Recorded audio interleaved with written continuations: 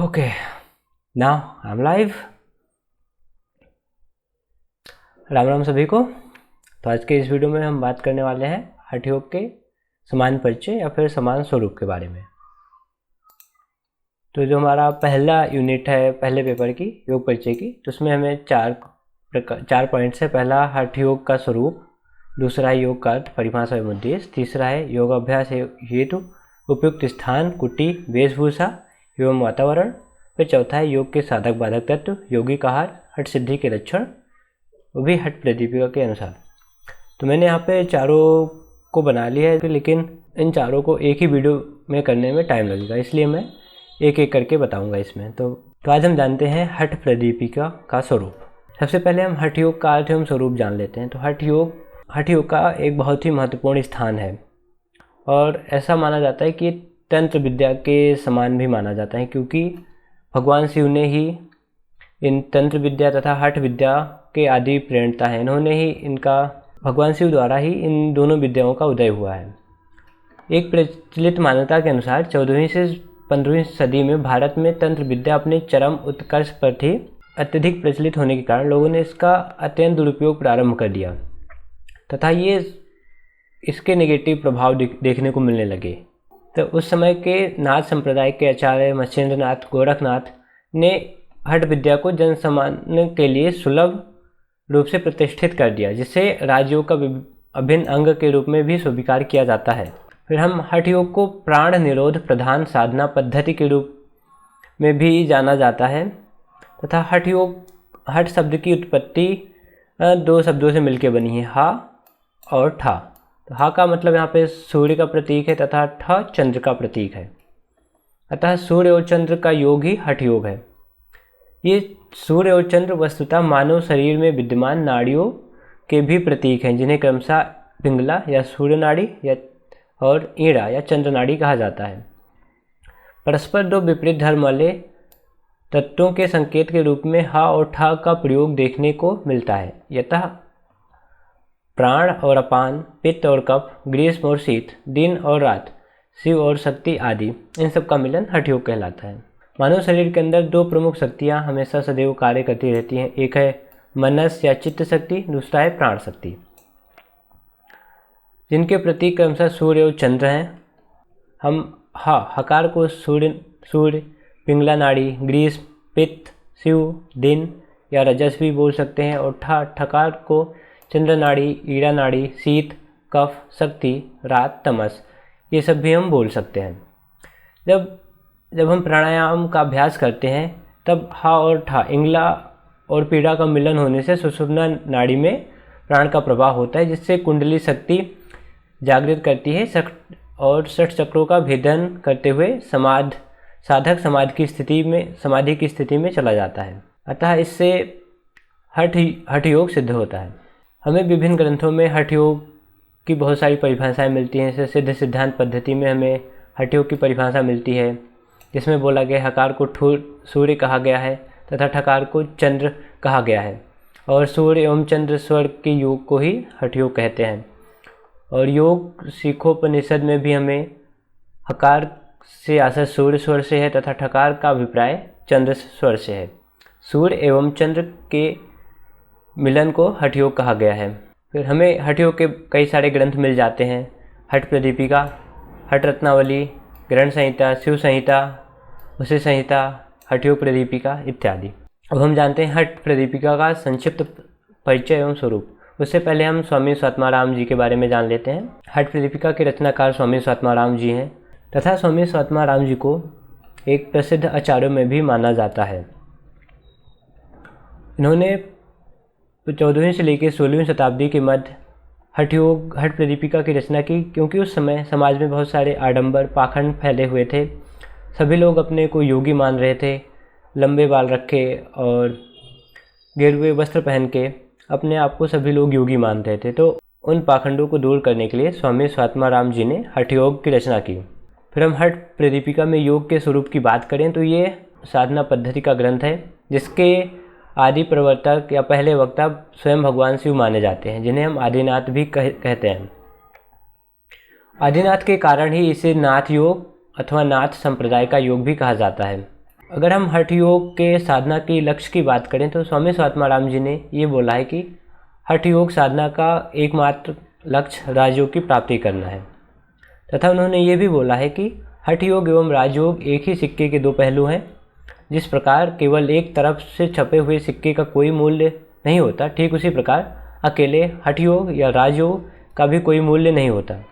यहाँ पर हठ योग साधना और राजयोग साध्य है, अर्थात हठ योग को राजयोग की प्राप्ति के माध्यम या साधन माना गया है।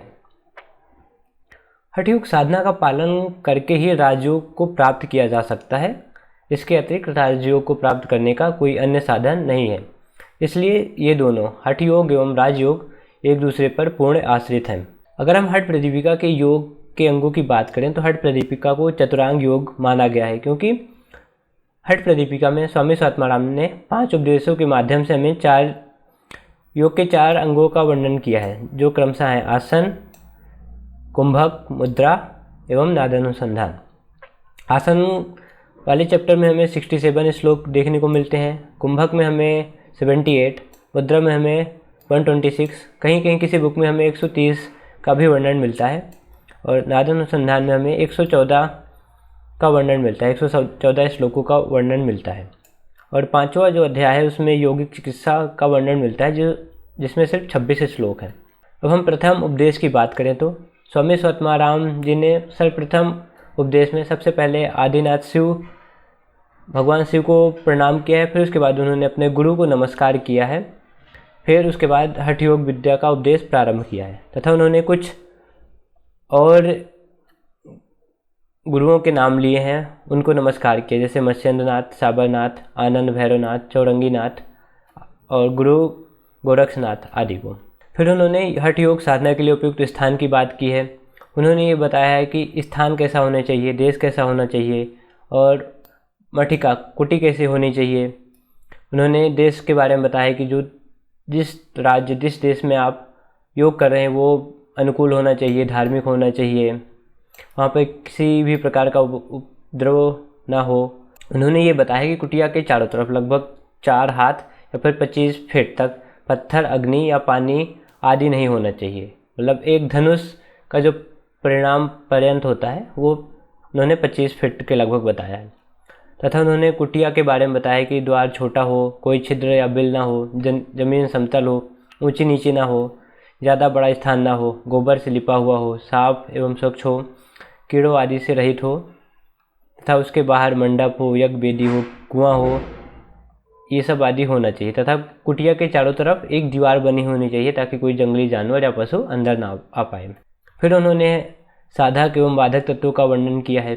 बाधक तत्व ऐसे होते हैं जो हमें योग मार्ग में आगे बढ़ने से रोकते हैं, तथा साधक तत्व हमें योग मार्ग में आगे जाने के लिए प्रेरित करते हैं, हमें आगे जाने का रास्ता सुगम बनाते हैं। तो बाधक तत्व में उन्होंने बताया कि अत्याहार, अधिक भोजन करना, प्रजल्प, अधिक बोलना, प्रयास, अत्यधिक परिश्रम करना, नियमाग्रह मतलब नियमों को अधिक पालन करना, जनसंग मतलब अधिक लोगों के साथ मिलना जुलना, चंचलता मतलब मन के अधिक चंचल होना।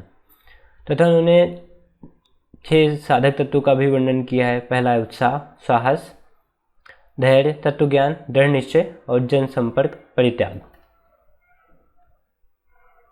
फिर उन्होंने आसनों का वर्णन करते हुए 15 आसनों का वर्णन किया है, जिसमें स्वास्तिक आसन, गोमुख आसन, वीरासन, कूर्मासन, कुक्कुटासन, उत्तान कूर्मासन, धनुरासन, मत्स्येंद्र आसन, पश्चिमोत्तानासन, मयूरासन, शवासन, सिद्धासन, पद्मासन, सिंहासन, भद्रासन।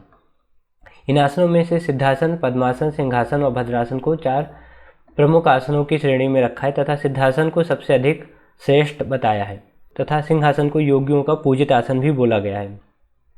उन्होंने आसनों के लाभ में बताया है कि आसन करने से शरीर में स्थिरता आती है, आरोग्यता आती है तथा लघुता आती है। फिर उन्होंने आहार के महत्व का वर्णन भी किया है, इसमें योगों के लिए मिथ्याहार क्या है और अपथ्य भोजन और ऐसे कौन से भोजन है जो योगियों के लिए वर्जित हैं, तथा पथ्य एवं हितकर आहार की भी उन्होंने व्याख्या की है। फिर हम दूसरे उपदेश की बात करें, जिसमें दूसरे उपदेश में हमें मुख्यतः कुंभक या प्राणायाम तथा षटकर्म की चर्चा मिलती है। सर्वप्रथम नाड़ी शोधन का वर्णन करते हुए इसे कुंभक या प्राणायाम के पूर्व करने की सलाह दी गई है। पहले हमें नाड़ी शोधन करके अपने नाड़ियों में जमे मल की शुद्धि कर लेनी चाहिए, फिर उसके बाद ही हमें प्राणायाम कर सकते हैं, उसके योग्य हम हो पाएंगे।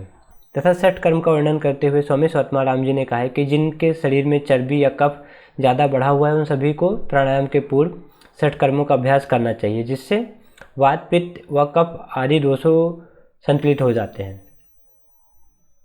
अगर जिन्हें वात पित्त या कफ दोष नहीं है उन्हें षटकर्म करने की कोई आवश्यकता नहीं है।